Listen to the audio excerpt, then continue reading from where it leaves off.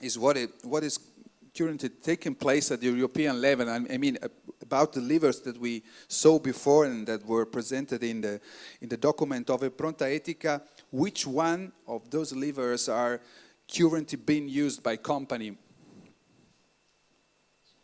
Oh yeah, oh no, of course. Okay, because unfortunately I cannot speak Italian. It's one of the few languages that I still would like to learn, so I can speak 5 others, but Italian is not yet there. But it's my pleasure to be here today and to speak to you on behalf of CSR Europe. So if I could move the slides, I don't know if it's possible. You want to use it? It's okay. Just this. Yes. Okay. So, because maybe some of you don't know what CSR Europe is, because we are the leading European business network for corporate social responsibility, and we have around 70 corporate members.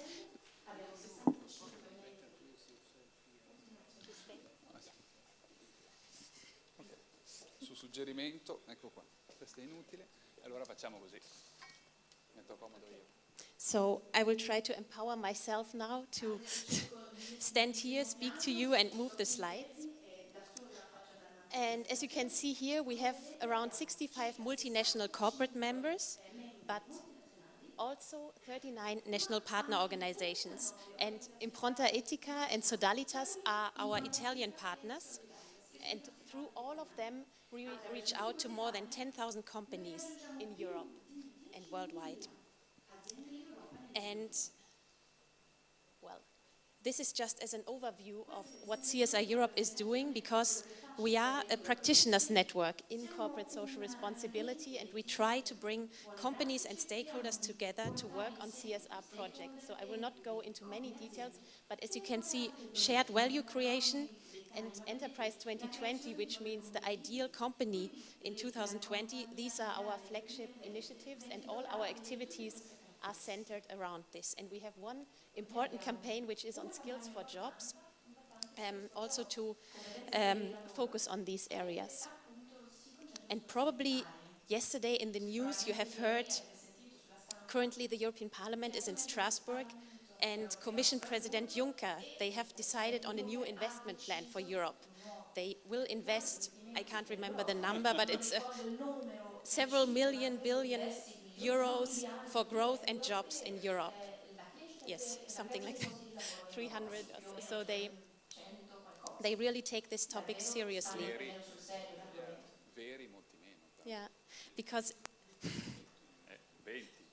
20. Something like this. Yeah, I just remembered it was a huge number, so we will see. And as you have seen in the document that Impronta Etica has prepared, the challenges are clear, but there is a high unemployment rate in Europe. And, well, the situation is different in different countries. So some countries suffer more than others. But, for example, in Italy, the youth unemployment, I read an article in the summer, it hit almost 50%, which means every second person is without a job, although they have perfect skills. Somebody told me it's the best qualified generation in years, and they cannot find jobs, which is a shame.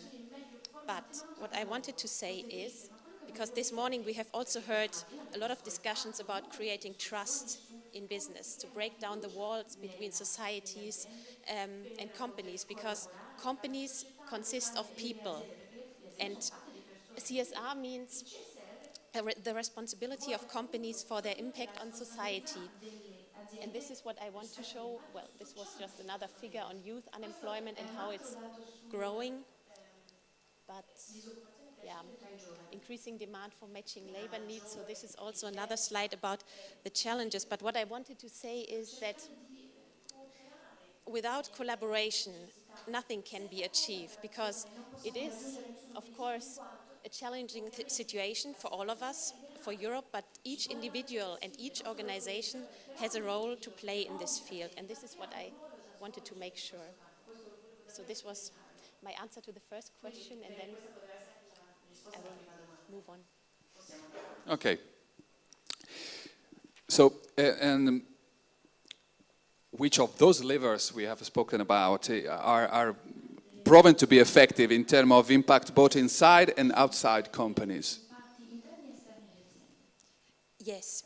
So from what we have experienced, because we have a large network of companies and all of them are doing a lot of things, a lot of initiatives, for example, to foster entrepreneurship, intrapreneurship, to have more apprenticeships, internships, but also to foster school-industry collaboration. So, for example, the pharmaceutical company Amgen, I will show some examples afterwards, they are focusing on science education because they are a biotechnology company, so they need scientists in the future.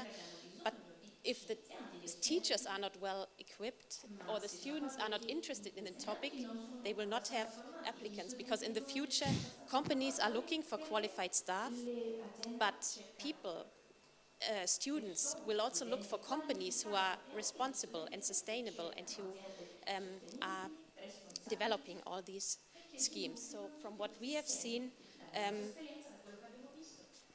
these are the EU initiatives that are also trying to be put in place on a level, because the European Commission is also focusing on this topic since the past few years, but also now with the new Commission they take it more and more seriously, because they need to collaborate with the companies and organizations to move this forward. And this is just Youth on the Move, Innovation, Union, Employment Package, Youth Guarantee, for example, you have heard, it's another issue. But from what I learned also from my experience is that this European support is necessary in this area.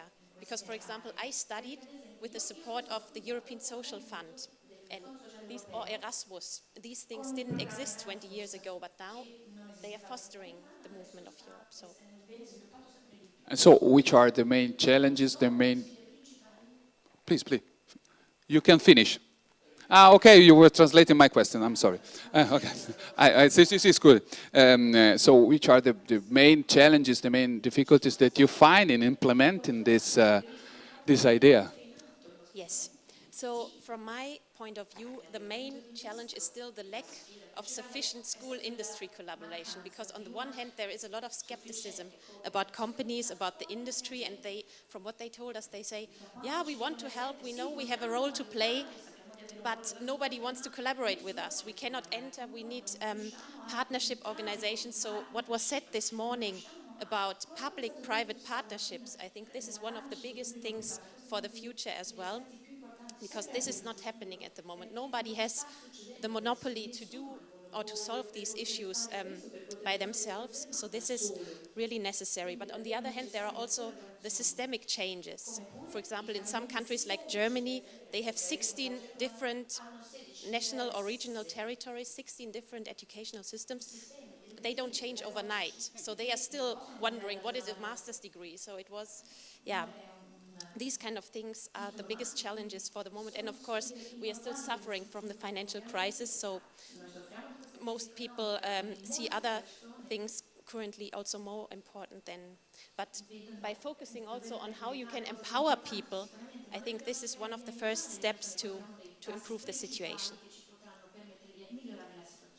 So if I well understood, the problem of the relationship between the industries and the school are more important maybe or are less difficult to overcome than the organization problem inside the industries. Is it? Yes, because we have a lot of companies who would like to help and who already have a lot of initiatives to work on these issues, but sometimes it's difficult for them to identify the right partners or to work with educational systems. So it's, and sometimes they are also only in the negative press, like for example the pharmaceutical companies, but it's, so this kind of reputation of companies, that's another challenge at the moment as well.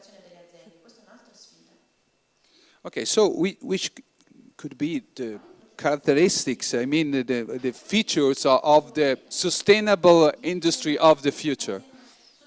Yes.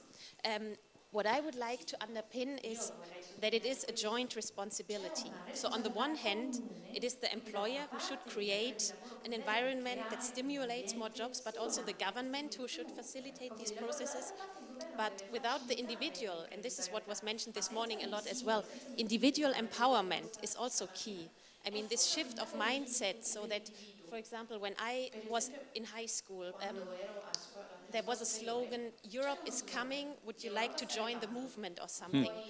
And at that point, all of my friends, they said, oh, what is Europe? What do I need to do?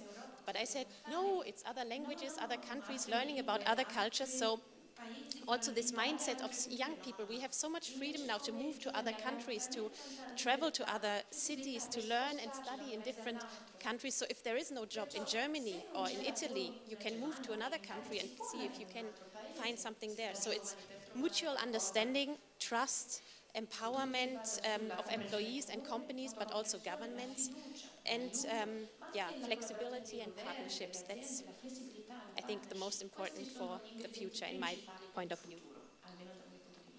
And just to underpin this, I'm not sure if I can still show something. What we are trying to do with our Skills for Jobs campaign is to create pathways to jobs. So we are focusing on science, technology, engineering and mathematics education, STEM skills, youth unemployment, but also quality internships and apprenticeships, because this is the first step to bring young people into the market. And for example, in Germany, this system is working very well regarding apprenticeships, but also workplace innovation. What we have heard in Germany, for example, demographic change is a big problem because there are not enough babies born. So the birth rate is shrinking, people are living longer, but at the same time, a lot of jobs remain unfilled because there are no qualified employees or no qualified applicants. So we have a project on rethinking careers or lifelong employability, to think about these HR processes that need to be in place to have more long-term impact as well. And, well, this is just, I will not bore you with the numbers, but we have set ourselves some targets for the future. So by 2016, we would like to have 5 million, especially young people, better equipped with the right skills through entrepreneurship.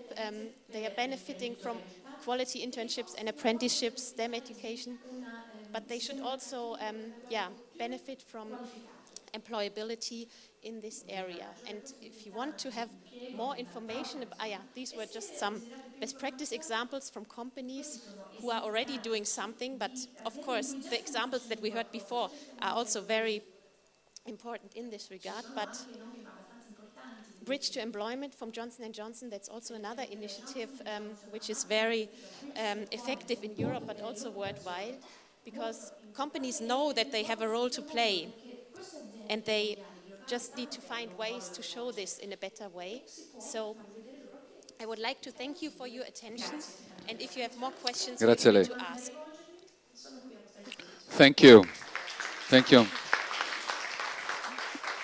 Una domanda facciamo in tempo a raccogliere, girarla direttamente a Christine Neumann se volete, altrimenti possiamo avviarci insomma in conclusione, anche perché are you going to stay here after for some, so I think that maybe questions can come after. Grazie. Thank you, Christine Neumann.